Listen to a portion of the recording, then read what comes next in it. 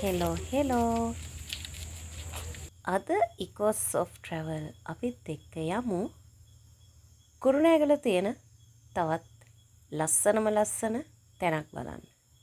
ලස්සන වගේම මේක පරණ ඉතිහාසයක් තියෙන තැනක්.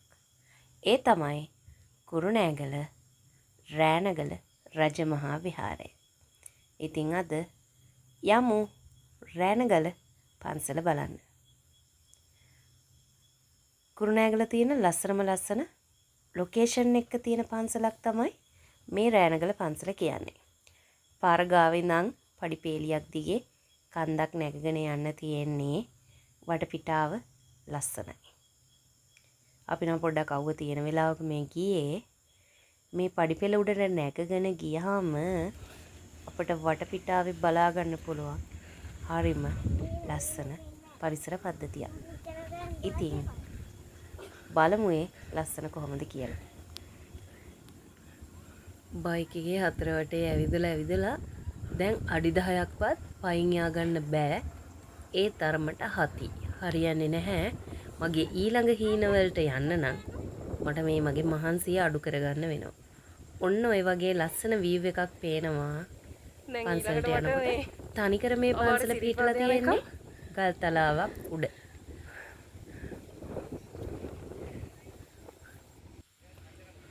ඔන්න ඔය විදියට පඩිපෙළ දිගේ අපි පන්සල් බිමට ඇතුල් වුණා.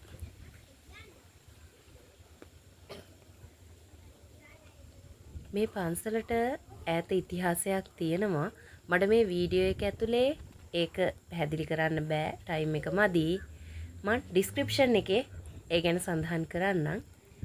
ඔයාලත් කුරුණෑගලවට යන්න තැන් හොයනවා නම් මෙන්න මේ රෑනගල පන්සලට එන්න පුළුවන්.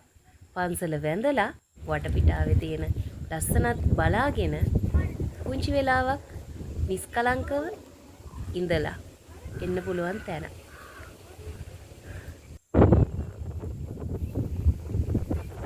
එහෙනම් මේ වීඩියෝ එක මෙතනින් ඉවරයි. චූටි වීඩියෝ එකක් අද මම ඔයාලට ගෙනාවේ. ඉක්මනින්ම අලුත් වීඩියෝ එකකින් ඔයාලා හම්බෙන්න එන්නම්. එතකල් පරිස්සමින් ඉන්න. මං ගිහින් එන්නම්. බයි.